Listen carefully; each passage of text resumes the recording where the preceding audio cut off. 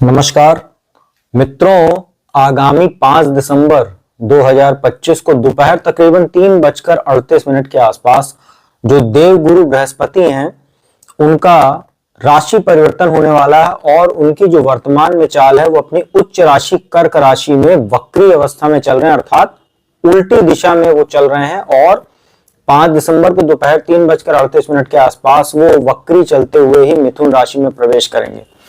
मित्रों, यहाँ पर जो उनका वक्री काल है मिथुन राशि में, अभी वो 11 मार्च 2026 तक चलेगा। उसके बाद वो मार्गी होंगे और 11 मार्च 2026 से मार्गी चलते हुए 2 जून 2026 को फिर से वो पुनः 1 वर्ष के लिए तकरीबन अपनी उच्च राशि कर्क में प्रवेश करेंगे। मित्रों, यहाँ पर जैसे ही मिथुन राशि में उनका प्रवेश होगा तो जो कुंभ राशि में स्थित राहु हैं, जिनका गोचर चल रहा है इस समय अपने स्वयं के नक्षत्र शतभिषा में, सीधा नवम पंचम राजयोग भी बनेगा।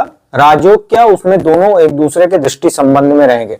राहु जो है वो पंचम दृष्टि से देवगुरु बृहस्पति को देखेंगे और जो देवगुरु बृहस्पति हैं वो 5वीं दृष्टि से, 9वीं दृष्टि से, माफ कीजिएगा, राहु को देखेंगे। तो राहु पंचम दृष्टि से और बृहस्पति नवम दृष्टि से जो है देखने वाले रहेंगे राहु को, तो दोनों एक दूसरे को देखेंगे। साथ ही यहां पर 7 दिसंबर को जैसे धनु राशि में, जो कि बृहस्पति की दृष्टि अपनी स्वयं की राशि धनु पर है, मिथुन राशि में जब वो जाएंगे तो मंगल 7 दिसंबर को आएंगे। मंगल के ऊपर बृहस्पति की दृष्टि पड़ेगी, अर्थात सीधा दृष्टि संबंध बनेगा। फिर 16 दिसंबर को सूर्य भी धनु राशि में आएंगे तो सूर्य मंगल से दृष्टि संबंध बनेगा। फिर 20 दिसंबर को शुक्र आ जाएंगे, तीनों का बृहस्पति दृष्टि संबंध बनेगा और महीने के अंत में 29 दिसंबर को बुध भी आ जाएंगे। तो सूर्य मंगल बुध शुक्र का दृष्टि संबंध इस वर्ष के अंत तक, अर्थात इस महीने के अंत तक बृहस्पति से बना रहेगा। मित्रों, अभी जब कर्क राशि में वो गोचर कर रहे हैं, जब तक वो निकल नहीं जाते हैं मिथुन राशि में, 5 दिसंबर को नहीं चले जाते, तब तक बृहस्पति की जो 9वीं दृष्टि है वो अपनी स्वयं की राशि मीन पर पड़ रही है, अर्थात शनि पर पड़ रही है। तो शनि पर से बृहस्पति का प्रभाव समाप्त हो जाएगा 5 दिसंबर को। मित्रों, देवगुरु बृहस्पति के बारे में आप लोग जानते हैं, अक्सर वीडियो में बताया जाता है जब भी कोई राशि परिवर्तन होता है कि देवताओं के गुरु होते हैं बृहस्पति। जो शिक्षा होता है, धर्म होता है, संतान, विवाह, न्याय, इन सब के कारक ग्रह होते हैं देवगुरु बृहस्पति। मित्रों, आज इस वीडियो के इस पार्ट 1 में मैं आपको जो शुरुआत की 6 राशियां हैं उनका देवगुरु बृहस्पति के इस वक्री अवस्था में कर्क से मिथुन राशि में गोचर के उपरांत क्या प्रभाव पड़ेगा उसकी संपूर्ण और विस्तार से जानकारी दूंगा। अंत में उपाय बताऊंगा, तो वीडियो को अंत तक देखिएगा। बची हुई जो बाकी की 6 राशियां उसकी जानकारी मैं आपको पार्ट 2 में दूंगा। तो मित्रों, चलिए अब आपको एक एक करके राशियों की जानकारी देते हैं कि वक्री बृहस्पति का मिथुन राशि में प्रवेश के उपरांत क्या प्रभाव पड़ेगा। और ये जो राशिफल है 11 मार्च 2026 तक का है, उसके बाद जब मार्गी होंगे तब उसकी जानकारी आपको अलग से दी जाएगी। मित्रों, यहाँ सबसे पहले बात करते हैं मेष राशि की। मेष राशि के चतुर्थ भाव में भी गोचर कर रहे हैं। हंस नाम का महापुरुष राजयोग बना हुआ था, अब यहीं से वक्री चलते हुए आपके तीसरे भाव में आ जाएंगे। सप्तम भाव पर, नवम भाव पर और लाभ स्थान पर उनकी दृष्टि रहेगी। देखिए, यहाँ पर देवगुरु बृहस्पति बैठेंगे, वक्री अवस्था में आ रहे हैं। आपके छोटे भाई बहनों से अगर कोई संबंध प्रभावित थे तो वो सुधरने लगेंगे। मित्रों से अगर कोई अनबन थी तो वो दूर होने लगेगी, नए मित्र भी बनेंगे। यात्राओं से अब आपको लाभ देखने को मिलेगा। आपके आत्मविश्वास में बढ़ोतरी देखने को मिलेगी। अगर कहीं कुछ डाउनफॉल चल रहा था किसी कारणवश, क्योंकि 7.5 आपको चल रही है, फर्स्ट फेज चल रहा है, यहाँ पे भाग्य का बहुत अच्छा सहयोग आपको मिलेगा। पिता के साथ कुछ मतभेद था वो दूर होगा। उच्च शिक्षा के लिए जो छात्र प्रयासरत थे और किसी कारणवश नहीं जा पा रहे थे, उनको अच्छे अवसर अब प्राप्त होंगे। वैवाहिक जीवन में कुछ समस्या थी वो दूर होने लगेगी। साथ ही बिजनेस में आपको कुछ नई अपॉर्चुनिटीज मिलेगी। साथ ही कुछ नई दिशा और दशा तय करने का भी देवगुरु बृहस्पति काम करेंगे। लाभ स्थान पर जो दृष्टि है, जितना आप एफर्ट करने वाले हैं अब उतना देवगुरु बृहस्पति आपको लाभ देंगे। जो लोग शिक्षा के क्षेत्र से जुड़े हुए हैं, लॉ की फील्ड से जुड़े हुए हैं, राजनीति के क्षेत्र से जुड़े हुए हैं, ज्योतिष का काम करते हैं, वाणी संबंधित काम करते हैं, साथ ही धर्म, ज्योतिष या कोई कर्मकांड आदि वगैरह आप हैं, तो आपको बहुत फायदा होने वाला है। विदेश विदेशों में आपका नाम फैलेगा और आप अपने काम की वजह से जाने जाएंगे। तो मेष राशि के जो जातक हैं उनका भाग्योदय होने वाला है, क्योंकि भाग्य स्थान पर स्वयं की राशि पर दृष्टि रहेगी और बहुत अच्छी स्थिति आपके लिए देवगुरु बृहस्पति वक्री काल में बनाएंगे मिथुन राशि में रहते हुए। इसका लाभ उठाइए आप। मित्रों, बात करते हैं वृषभ राशि की। आपके लिए भी देवगुरु बृहस्पति का ये जो वक्री काल है बहुत शानदार है। आपके लिए देवगुरु बृहस्पति जो होते हैं वो अष्टम भाव के स्वामी होते हैं, साथ ही लाभ स्थान के स्वामी होते हैं। गोचर इनका हो रहा है सेकंड हाउस में, 5 दिसंबर को आ जाएंगे। देखिए, वाणी आपकी प्रभावशाली तो हो जाएगी, लेकिन यहां पर आपको वाणी का नपा तुला इस्तेमाल करना है। कब, कितना, क्या और किससे बोलना है, ये जांच परख कर ही आप अपनी बात सामने वाले के सामने रखेंगे, तो ही आपका सम्मान भी बना रहेगा, आपके जो काम है तभी बनेंगे। नहीं तो ओवर स्मार्ट और ओवर कॉन्फिडेंस यहां पर जो वाणी में आपके आएगा, उसकी वजह से आप अपने कुछ काम भी बिगाड़ लेंगे। धन संबंधित कुछ चिंताएं अगर आपकी थी वो समाप्त होंगी, सेविंग्स में बढ़ोतरी होगी, परिवार में कुछ मांगलिक कार्यक्रम वगैरह भी हो सकते हैं, परिवार में किसी नए मेहमान का आगमन भी हो सकता है। रोग, ऋण, शत्रु, इनसे आपको राहत देखने को मिलेगी। अचानक कोई अगर दुर्घटना आदि के योग आपके बने हुए थे या कुछ दुर्घटनाएं वगैरह हुई थी अगर पास्ट में भी, तो वो सब समस्याएं भी अब दूर होने लगेंगी और देवताओं के गुरु जो बृहस्पति हैं वो आपके जीवन का जो चक्र है उसको सही करने का तो काम करेंगे। आपके जीवन में धर्म, ज्ञान, जो आपका इंट्यूशन पावर है उसको जागृत करने का काम करेंगे अष्टम भाव पर दृष्टि डालकर। साथ ही यहाँ पर आयु में भी वृद्धि का काम करेंगे। आयु से वृद्धि का अर्थात है कि अगर बाई चांस कोई दुर्घटना वगैरह भी होती है तो उसमें कोई लाइफ रिस्क नहीं रहेगा, थोड़ी बहुत चोट चपेट लग के वो मामला आपका सेटल हो जाएगा। दशम भाव पर दृष्टि, कर्म के माध्यम से जो भी आपका काम है, बिजनेस करते हैं, जॉब करते हैं, कोई इंस्टीट्यूट वगैरह रन करते हैं, तो उस माध्यम से आपको अच्छा धन लाभ ये देवगुरु बृहस्पति करवाने वाले हैं। वृषभ राशि के जो जातक हैं उनके लिए तो वैसे भी इस समय चौतरफा लाभ के योग बने हुए हैं। आपके लाभ स्थान में शनि मार्गी हो चुके हैं, दशम भाव में राहु बैठे हुए हैं, दूसरे भाव में बृहस्पति आ रहे हैं, 5 दिसंबर से यहाँ पर रहेंगे वो अगले 2 जून 2026 तक। बहुत उत्तम समय काल वृषभ राशि वालों के लिए चल रहा है, तो इसका लाभ आप उठाइए। मित्रों, बात करते हैं मिथुन राशि की। आपकी ही राशि में देवगुरु बृहस्पति का आगमन हो रहा है, धन भाव से निकलकर लग्न में आ जाएंगे और आपके लिए सप्तम भाव और दशम भाव के स्वामियों का लग्न में बैठे हैं। सप्तम भाव स्वयं की राशि को देख भी रहे हैं। बहुत ही बढ़िया समय आपके लिए है। मान सम्मान में, आत्मसम्मान में जबरदस्त वृद्धि होगी। बौद्धिक क्षमता में आपके विशेष यहाँ पर जो है बढ़ोतरी देखने को मिलेगी। रुके हुए तमाम समस्त कार्य आपके पूरे होंगे, क्योंकि लग्न में बृहस्पति जब बैठते हैं तो यहाँ पर भाग्योदय भी करते हैं, क्योंकि भाग्य स्थान पर दृष्टि, बौद्धिक क्षमता बढ़ाते हैं क्योंकि पंचम भाव पर दृष्टि है, और सप्तम भाव पर दृष्टि डालकर परिवार का माहौल अच्छा करते हैं। अविवाहित लोगों के रिश्ते वगैरह इस समय तय हो सकते हैं। समाज में आपका जबरदस्त मान सम्मान बढ़ेगा। बिजनेस में आपको लाभ होगा। पति पत्नी एक दूसरे के कहीं ना कहीं बहुत सम्मान इस दौरान करेंगे।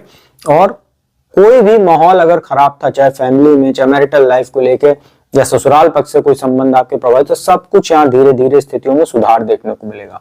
मिथुन राशि वालों के लिए तो वैसे भी बहुत अच्छा है, क्योंकि केंद्र में जब बृहस्पति रहते हैं फर्स्ट, 4th, 7th और 10th हाउस में, तो कहते हैं किम कुर्वन्ते ग्रह सर्वे यस्य केंद्र से बृहस्पति, अर्थात केंद्र स्थान में जब भी बृहस्पति का गोचर होता है तो कुंडली में तमाम तरह की जो नकारात्मकता रहती है उसको काफी हद तक दूर करने का, काउंटर करने का काम देवगुरु बृहस्पति करते हैं। मित्रों, अब बात करते हैं उस राशि की जिस राशि से निकलकर देवगुरु बृहस्पति मिथुन राशि में प्रवेश करेंगे, अर्थात चौथी नंबर की राशि कर्क राशि। आपकी राशि में देवगुरु बृहस्पति अभी उच्च अवस्था में है। 18 अक्टूबर को आए थे और 5 दिसंबर को निकल जाएंगे। पुनः आपके राशि में वो 2 जून 2026 को आएंगे। मित्रों, कर्क राशि वालों के लिए जो देवगुरु बृहस्पति की स्थिति होती है, छठे भाव, रोग, ऋण, शत्रु, साथ ही भाग्य स्थान के स्वामी होते हैं। और भाग्य स्थान में अभी जब तक वो थे, भाग्य स्थान में बैठे शनि पर उनकी दृष्टि थी लग्न में बैठ के, अब वो 12वें भाव में बृहस्पति आपके जा रहे हैं। चतुर्थ भाव को, छठे भाव को और अष्टम भाव को प्रभावित करेंगे। अष्टम भाव में आपके राहु भी बैठे हुए हैं। मित्रों, 12वां भाव जो होता है ये धर्म का होता है, खर्च का होता है, यात्राओं का होता है, हॉस्पिटल का होता है, हमारे शयन स्थिति देखी जाती है, साथ ही लीगल मामलों का होता है। यहाँ पे देवगुरु बृहस्पति खर्च के भाव में बैठे हुए हैं, तो खर्च आपका बढ़ेगा। कहाँ बढ़ेगा? 4th हाउस पर दृष्टि है। भौतिक सुख साधन, भूमि, भवन, वाहन आदि पर आपका खर्चा हो सकता है। माता को लेकर कुछ आपका धन खर्च हो सकता है। उनका कुछ स्वास्थ्य वगैरह अगर खराब है किसी कारणवश, उनके ऊपर धन आपका खर्चा हो सकता है। लेकिन यहाँ पर आपको एक सलाह दी जाती है कि प्रॉपर्टी आदि में निवेश करना कोई बुरी बात नहीं, अच्छा इन्वेस्टमेंट के तौर पर, लेकिन अच्छे से जांच परख लीजिएगा, क्योंकि अष्टम में राहु बैठे मति भ्रम की स्थिति आपके लिए अभी बनी रहेगी। तो यहाँ पर कुछ आपके लिए गलत स्थितियां भी, क्योंकि राहु की दृष्टि भी 4th हाउस पर है, कोई गलत इन्वेस्टमेंट आपका हो सकता है जल्दीबाजी में, तो सोच विचार कर अच्छे से इन्वेस्टमेंट कीजिएगा।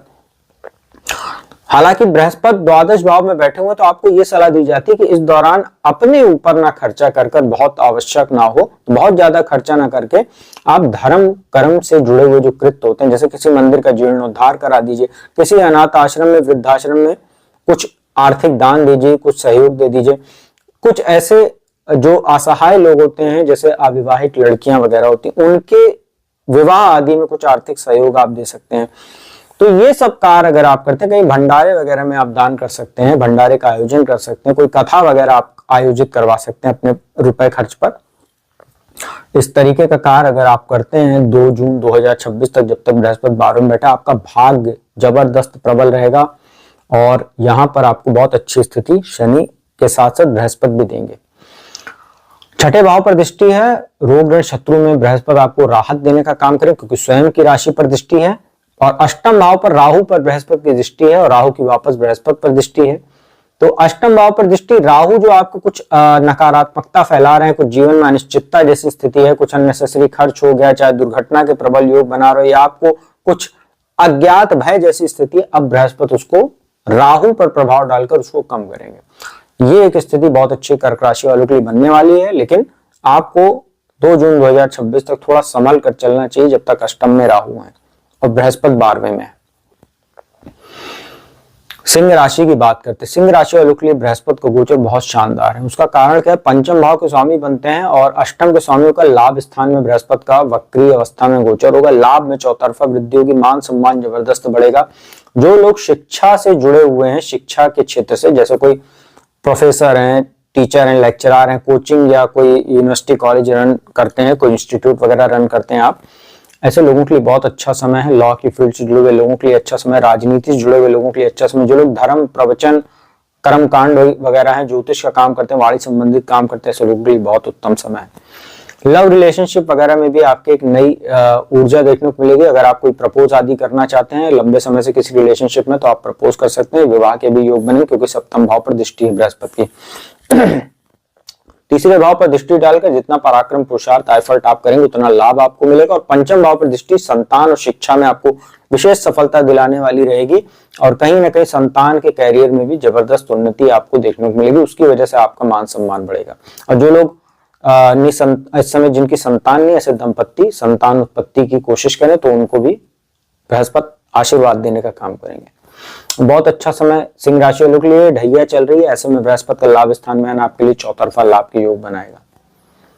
मित्रों, इस वीडियो की अंतिम राशि कन्या की बात करते हैं। आपके लिए भी बृहस्पति का गोचर बहुत शानदार है, क्योंकि बृहस्पति आपके लिए चतुर्थेश और सप्तमेश होते हैं, दशम भाव में केंद्र स्थान में ही आ रहे हैं। तो यहाँ पर बैठकर चतुर्थ भाव को देखेंगे, धन भाव को देखेंगे और 6ठे भाव को देखेंगे। तो आपके लिए भी बहुत अच्छा है, काम और व्यापार के लिए बहुत अच्छा, मान सम्मान आपका कार्यस्थल पर बढ़ेगा। राजनीति से जुड़े हुए लोगों के लिए बहुत अच्छा समय, धर्म कर्म से जुड़े जो लोग काम करते हैं, से किसी मंदिर आदि के ट्रस्टी वगैरह हैं या कोई कोचिंग या इंस्टीट्यूट रन करते हैं, एजुकेशनल इंस्टीट्यूट, बहुत अच्छा आपके लिए।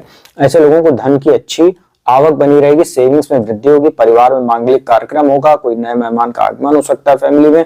रोग ऋण शत्रु से आपको विशेष लाभ देखने को मिलेगा। कोई पुराना रोग था वो धीरे धीरे कम होने लगेगा या उसके लिए कोई अच्छा आपको मेडिकल सॉल्यूशन मिल जाएगा, कोई अच्छे डॉक्टर मिल जाएंगे, कोई अच्छा चिकित्सीय पद्धति आपको मिल जाएगी, जिससे आपका पुराना रोग जो चल रहा था वो दूर हो जाएगा। शत्रु स्वतः शांत होने लगेंगे। कोई पुराना कर्जा था वो आप चुकाने में मददगार साबित होगा बृहस्पति। साथ ही किसी काम को लेकर अगर आप नया लोन लेना चाह रहे हैं तो उसमें भी आपको बृहस्पति लाभ देंगे। और यहाँ पर आपको कहीं ना कहीं माता के साथ संबंध भी बेहतर होंगे और भूमि भवन वाहन प्रॉपर्टी आदि का भी लाभ संभव है। नया वाहन आदि भी खरीद सकते हैं और जनता में आपकी जबरदस्त प्रसिद्धि बढ़ेगी। तो जो कन्या राशि के जातक है उनके लिए भी दशम भाव के हिंदुस्तान में बृहस्पति का गोचर बहुत ही शानदार और बहुत ही यादगार रहने वाला है। और आपके लिए तो वैसे भी अच्छा, क्योंकि अब 2 जून 2026 को फिर जब जाएंगे तो लाभ स्थान में चलेंगे और उत्तम हो जाएगा आपके लिए। तो कन्या राशि वालों के लिए बहुत अच्छा बृहस्पति का गोचर अब अगले 2 साल बना रहेगा।